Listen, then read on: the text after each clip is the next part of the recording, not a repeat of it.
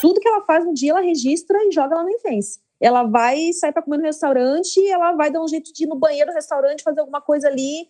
Ela tá o tempo todo trabalhando em cima disso. E provavelmente é alguém também que vai ter conteúdo com outras pessoas. Né? Quanto mais esforço você tiver, você vai ganhar mais. A coisa que mais existe nesse mercado não é nem assinante, é o homem querendo ser ator pornô. Ô, Ana, aí vai um aviso bem importante para você e para todo mundo que tá escutando a gente, hein? Abram alas e principalmente tirem as crianças da sala, porque tá começando a 3ª temporada do Trabalheira. Fala, Caju, que bom tá de volta. E quem diria que a volta do Trabalheira seria tão polêmica? Ó, e eu já vou descartando as preliminares para anunciar que a gente inaugura essa 3ª temporada falando de pornografia, Ana. Ou melhor, do trabalho na pornografia, ou melhor ainda, do trabalho na pornografia nesses tempos de aplicativos e plataformas digitais. Por sinal, a gente abriu o episódio escutando 2 nomes consagrados dessa indústria, hein? A Amy White e o Brad Montana. E ao longo da conversa hoje, a gente vai falar dos Xvideos, OnlyFans, e tem até gente falando que a pornografia foi uberizada. Será, gente? Bom, acho que essa é uma pergunta que a gente vai tentar responder, né? De todo modo, Ana, o que dá pra garantir é que já foi o tempo da revista de sacanagem e da salinha secreta da locadora de vídeo, hein? Nossa, Caju, revista de sacanagem é passar recibo de tiozinho, hein? Ou melhor, cringe. E locadora de vídeo, então, Ana? Recibo de tiozinho mais do que passado. Bom, para quem tá chegando agora no podcast mais cringe do Brasil, a missão do Trabalheira é debater o futuro do trabalho. A gente ouve diferentes pontos de vista e referências de economia, direito, cultura, para falar sobre o mundo do trabalho de um jeito diferente. Aqui a gente não vai discutir estatística de desemprego, nem fazer discurso motivacional sobre como se colocar no mercado. E hoje o desafio vai ser segurar a onda para não sucumbir às piadinhas de quinta série, hein, Ana? E eu juro que vou tentar, Caju, mas grande parte depende de você, né? Beleza, pode me cortar se eu exagerar, hein? Mas ó, essa discussão é bem séria mesmo, e ela tem a ver com o mercado que vem atraindo cada vez mais gente, movimentando uma grana alta. Só o OnlyFans, que a gente até já mencionou aqui, tem mais de 1,5 milhão de criadores e criadoras de conteúdo, que é como a plataforma chama. Eles geram mais de 5 bilhões de dólares por ano. Cara, é muita grana, hein, Ana? É, mas ó, esse mercado tá longe de ser só glamour, viu? Ele também envolve alguns riscos, principalmente para a saúde de quem trabalha diretamente com isso. Pode crer, Ana. E a gente vai falar disso também.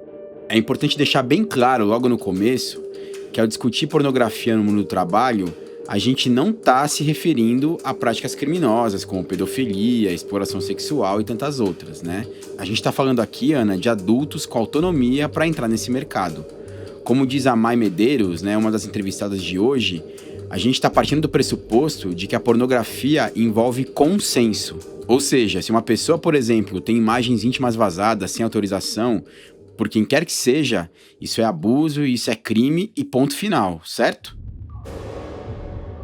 Dito isso, seja bem-vindo, seja bem-vinda ao primeiro dos 5 episódios dessa nova temporada do Trabalheira. Eu sou o Carlos Juliano Barros, o Caju. E eu sou a Ana Aranha. O Trabalheira é um programa da Rádio Batente, a central de podcasts da Repórter Brasil. A gente tá nas principais plataformas de áudio, mas dá para ouvir também pelo nosso site, repórterbrasil.org.br/Rádio Batente. E lá também tem o roteiro dos nossos episódios. A 3ª temporada do Trabalheira conta com a distribuição do portal UOL. É um cenário bem diferente, desde a captação até a distribuição. Você compreende? Hoje, uma única pessoa com um telefone celular é, de certa forma, capaz de fazer o que uma produtora, uma empresa fazia antigamente, contando com pessoas exercendo diversas funções. Demandava-se mão de obra, portanto, né? É isso, né? Então tem um cenário bem diferente. Esse é o Brad Montana. Em 2010, o Brad começou a carreira de ator pornô depois de vencer um concurso promovido por uma produtora. 4 anos depois, ele resolveu criar a própria produtora dele. No começo, o objetivo era vender os filmes para canais de TV por assinatura. O mais conhecido aqui no Brasil é o Sexy Hot. Mas hoje, o foco do Brad é abastecer o site dele e vender as assinaturas pela internet. Uma espécie de Netflix do sexo. Um cenário bem diferente de anos atrás, como ele próprio definiu. Eu creio que até a metade ali da primeira década, ou seja, até 2005, 2006, tinha muita prensa de DVD. Antes disso, teve de fita cassete pra caralho, né? O que existia pra caralho ali, se você puxar pela memória? Locadora. E as locadoras, as normais, essas de bairro, essas pequenas, sempre tinham que, ali no fundinho, a locação do filme pornô. Tinham mais de 50 mil locadoras, eu acho, no Brasil, no momento bom desse mercado. E 99% delas, me atrevo a dizer, faziam a aquisição do conteúdo adulto. A banca de jornal também era muito usado para distribuir esse conteúdo. Essa produtora que eu entrei em 2010, fazendo através de um concurso, ela distribuía muito agressivamente em banca de jornal no país inteiro.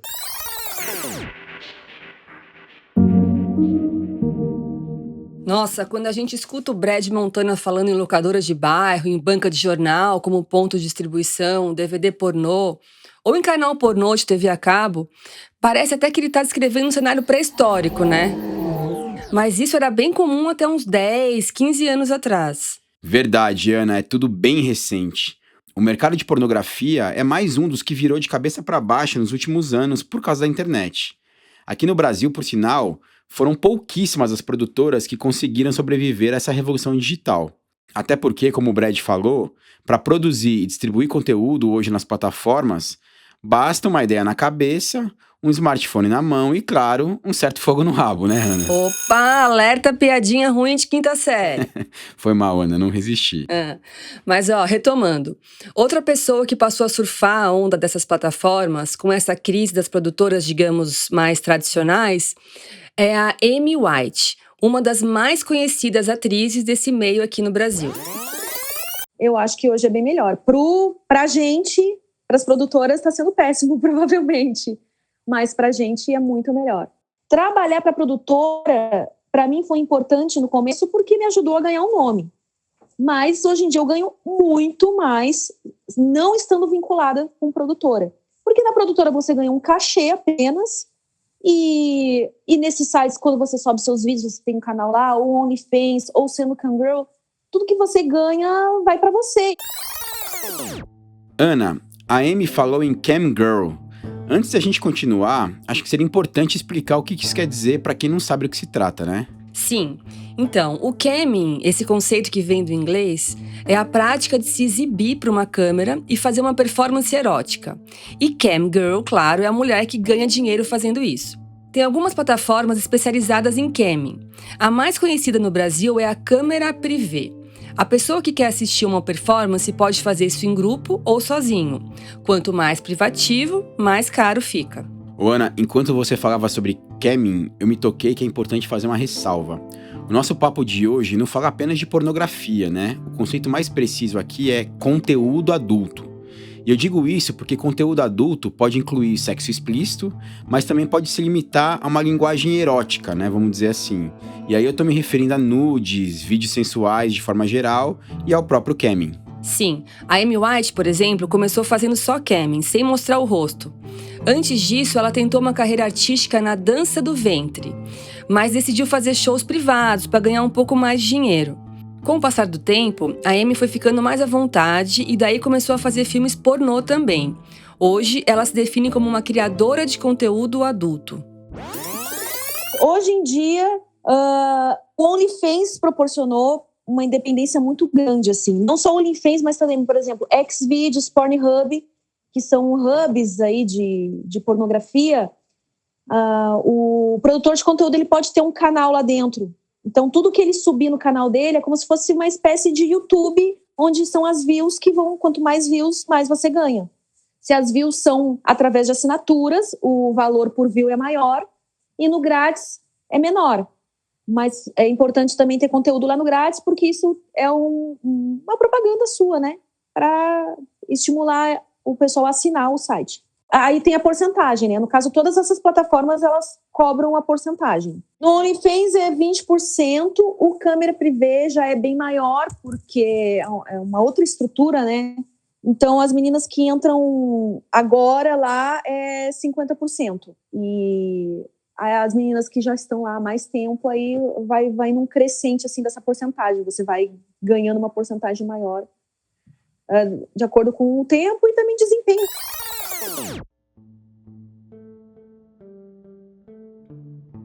Dá para perceber que a Amy é uma super entusiasta dessas plataformas, né? Aliás, ela citou o Pornhub, e só para não deixar passar batido, segundo os dados do Pornhub, o Brasil é o 10º país que mais consome pornografia do mundo. Caramba, mas isso é de acordo com os dados do próprio Pornhub, né? Porque pode ser que os brasileiros acabem usando mais outras plataformas e ocupando uma posição ainda mais elevada nesse ranking aí do consumo de pornografia, né, Ana? Sim, pode ser mesmo. Mas voltando a Amy, ela é uma celebridade nesse meio, a ponto de ser conhecida na rua. Agora, como que fica a base da pirâmide?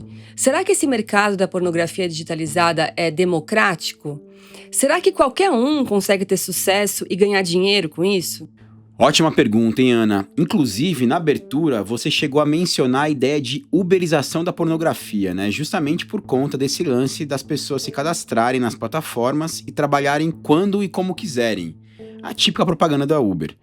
Mas esse conceito não parece o mais apropriado para definir o que vem rolando no mercado digitalizado da pornografia.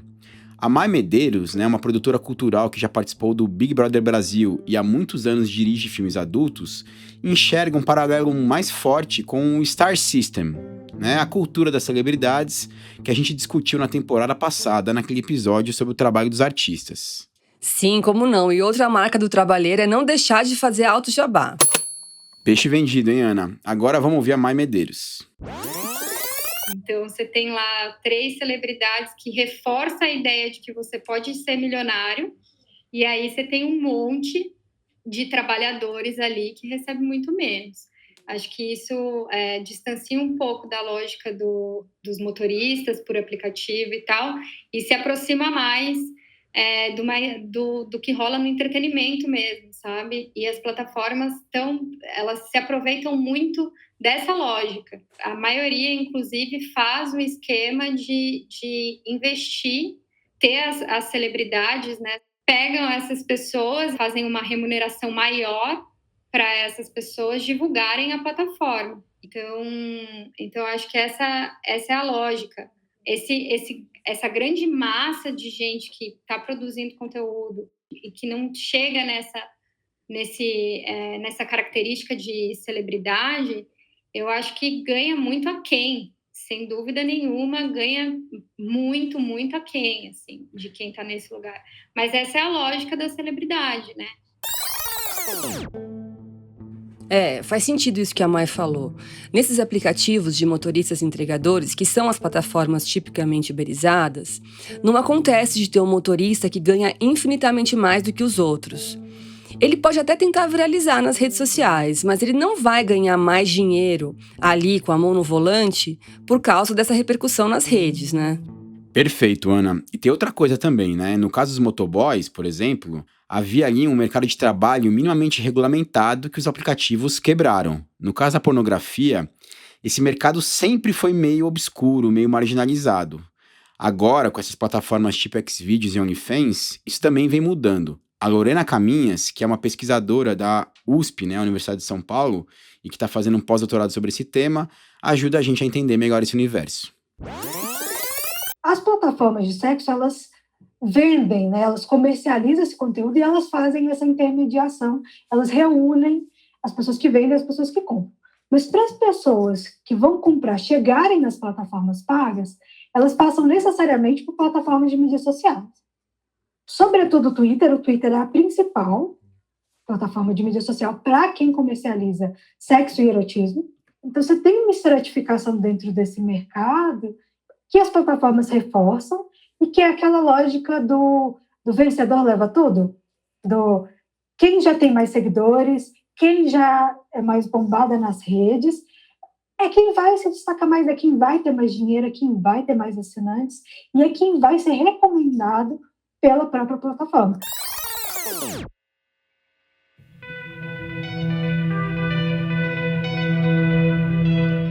Ô, Ana, tem uma coisa bem contraintuitiva no que a Lorena falou, hein?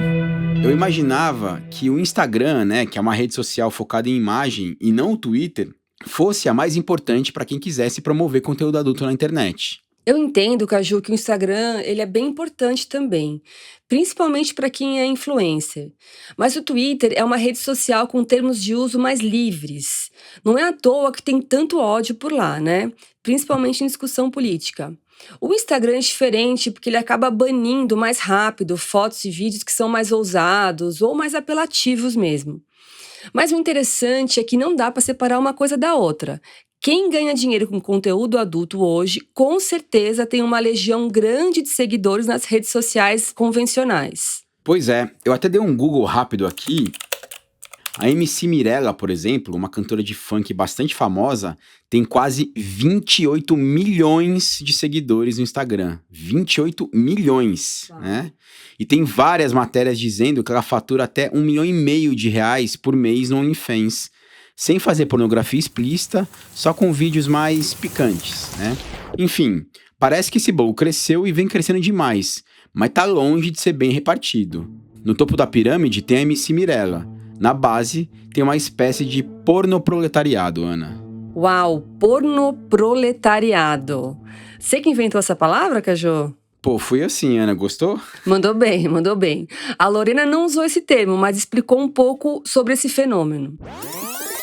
Pensando em pessoas comuns, você não tendo nenhuma passagem ou pelos mercados eróticos ou por contas muito acessadas, né, e seguidas no Twitter ou no Instagram, é possível, mas é um caminho muito mais longo e é muito mais difícil a rentabilidade. Eu acho que essa questão de ter muitas pessoas, né, que ao mesmo tempo têm investido nesse tipo de mercado, né, que nunca tiveram passagem pelo sexo nem pelo erotismo comercial e que estão vendo nisso uma forma de renda, uma fonte de renda que é muito mais viável, às vezes, com trabalho, que elas teriam acesso por CLT, como, por exemplo, né, nesses empregos como vendedora ou atendente. Tem muitas pessoas que têm tentado a sorte dessa forma, mas aí realmente essas pessoas vão estar numa condição realmente dessa correria, né, dessa viração, dessa produção ininterrupta, dessa busca por seguidores e assinantes. Elas vão ter que pôr muito mais esforço, elas vão ter muito mais dificuldade para ter destaque dentro das plataformas, porque exatamente os números delas não crescem rápido, né? Eles crescem muito devagarzinho. E elas vão ter que, muitas vezes, apelar para conteúdos mais explícitos. Elas vão ter que fazer uso de promoções, né? Ou vão ter que ter um valor muito mais baixo do que é uma pessoa que tem muitos seguidores. Ouvindo a Lorena, eu me lembrei de uma coisa que o Brad Montana falou. Ele me disse, Ana, que vive fazendo convites para meninas famosas no OnlyFans para que elas gravem filmes na produtora dele, mas elas sempre recusam. O motivo mais importante dessa recusa é, obviamente, dinheiro. Isso porque elas ganham bem mais no OnlyFans. Mas tem uma questão de glamour também, né, que é típico desse mercado das redes sociais. Segundo o Brad, muitas meninas bem-sucedidas no OnlyFans não consideram que estejam fazendo pornografia, ou pelo menos a pornografia que o Brad está acostumado a fazer, mesmo quando elas postam vídeos de sexo explícito na plataforma. Mas, só por curiosidade, quanto que ganham esses atores de filmes pornográficos mais convencionais, como esses que o Brad Montana faz? Eu vou deixar o próprio Brad responder, Ana. Mesmo no momento agora que tem uma caralhada de gente fazendo, vamos falar de mulheres fazendo, você prestou atenção na negativa que eu falei que eu recebo dessas meninas do OnlyFans? Isso é um balde de água fria em mim. É um balde de água fria. Mas tem sempre meninas para gravar, tá? Não me recordo de ter passado por nenhuma escassez. Fiquei sem produzir nada porque não havia mão de obra. Isso nunca ocorreu. Agora, obviamente, se eu coloco um anúncio procurando atriz, dá uma fila com 12. Se eu boto um anúncio procurando ator, dá uma fila com 550. Percebe a diferença? Olha, O cachê do homem no vídeo vai de 600 a 1.000. Aqui na minha produtora. A mulher recebe mais. A tal da lei da oferta e da procura, né? Uhum. A mulher recebe mais, e aí vai oscilar da mulher de 1.400 a 3.000 reais. Porém, a mulher é comum eu já fechar 2 dias seguidos com ela, entendeu? Então, pelo menos 3.000 ali inicial, 2.000 e pouco, dá para fazer. Cara, é muito simbólico que essa é uma das poucas carreiras que a mulher ganha mais que o homem, né? Agora, olha, moralismos à parte, porque a gente parte do pressuposto que essas pessoas são adultas, com autonomia, mas eu fico sempre preocupada com outros aspectos que não têm a ver só com a remuneração. Como que fica, por exemplo, a questão da saúde? Muito bem lembrado, Ana. A gente está falando de um tipo de trabalho que expõe os atores e as atrizes a uma série de riscos de contaminação por ISTs, as infecções sexualmente transmissíveis. Hoje em dia, esse é o termo que os profissionais da saúde usam, né? Não é mais DST. A Mai Medeiros também falou sobre isso.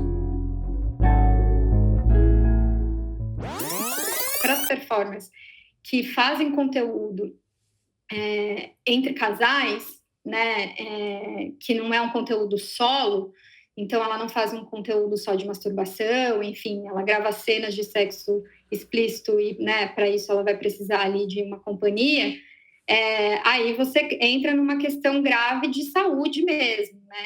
Porque enquanto você tem uma produtora que está vendendo isso para um canal de TV, que está vendendo isso para uma outra empresa, eu tenho que ter todos os exames de todo mundo para provar que está todo mundo bem, que está todo mundo apto, saudável para gravar aquilo, para que não haja nenhum problema posterior. Quando as pessoas começam a produzir conteúdo sozinhas, e aí elas, né, convidam alguém para gravar, geralmente gravam em casa, ou que gravam em um outro lugar, mas ali é só as 2 pessoas trabalhando, você tem um acúmulo de funções muito maior, sem dúvida nenhuma, e você tem um desprendimento também de, tudo bem, não trouxe exame, ok, a gente não precisa fazer contrato, tá tudo certo. Então, essa falta de segurança tem se mostrado, pelo menos, muito grande entre as pessoas que estão produzindo conteúdo para subir nessas plataformas. É complicado. E nunca é demais lembrar que a mulher corre muito mais risco nessa brincadeira, né? Bom, o nosso tempo é curto e a gente já tá chegando no fim. Tem só uma última questão que a gente precisa falar, que é sobre a pirataria. Claro que isso sempre existiu, tinha fita cassete, DVD pirata a rodo por aí. Mas é inegável que o conteúdo digital nas plataformas é muito mais fácil de ser copiado e espalhado. A Amy White parece não ver muita solução para essa questão, viu, Caju? Ela disse que no caso do Xvideos ou do Pornhub, por exemplo, você pode até denunciar e pedir para retirar do ar, como acontece com o YouTube. Já nesses apps de mensagens, o controle fica bem mais difícil mesmo. É um risco e já acontece, na verdade. Mas a gente sabe as pessoas elas fazem grupos de WhatsApp, Telegram, e aí um vai lá e assina o conteúdo de alguma menina. Tipo, cada um vai lá e assina o conteúdo de uma menina diferente. Eles printam esse conteúdo e jogam tudo nesses grupos. Então, vai lá, paga uma assinatura de $10 e tá compartilhando para sabe-se lá quantas pessoas naquele grupo ali. Então, a gente já está começando a perder com isso. Existe a pirataria, mas eu não sei, sinceramente, de que forma isso poderia ser controlado. Eu simplesmente resolvi relaxar. Ana, eu tô curioso pra saber como vai estar esse mercado daqui a 5 ou 10 anos, sabia? Vai ser legal, né, gravar um episódio do Trabalheira no futuro pra fazer um balanço dessa história de conteúdo digitalizado. Quais são as plataformas que vão continuar existindo, né? O Star System vai continuar de pé? E a pirataria vai fazer esse estrago todo mesmo? Enfim, por enquanto, como disse a Amy, é relaxar e... Opa, Caju, estava indo tão bem, logo chegando no final. Vamos aproveitar e já ir encerrando aqui o expediente por hoje, gente, antes que venha mais piadinha ruim. Na semana que vem tem mais, e o papo é sobre os gamers, aquela galera que joga videogame não apenas por diversão, mas por profissão. O Trabalheira é um programa da Rádio Batente, a central de podcasts da Repórter Brasil. O roteiro original é do Carlos Juliano Barros, o Caju. E o tratamento de roteiro é da minha grande amiga Ana Aranha. A montagem e a edição ficam por conta do Vitor Oliveira. E as trilhas da vinheta foram compostas por João Jabassi e pela Mari Romano, quando este programa era feito em parceria com a Rádio Novelo. A eles, nosso muito obrigada. E esse programa também contou com a distribuição do Portal UOL. Valeu, Ana! Valeu, Caju, até!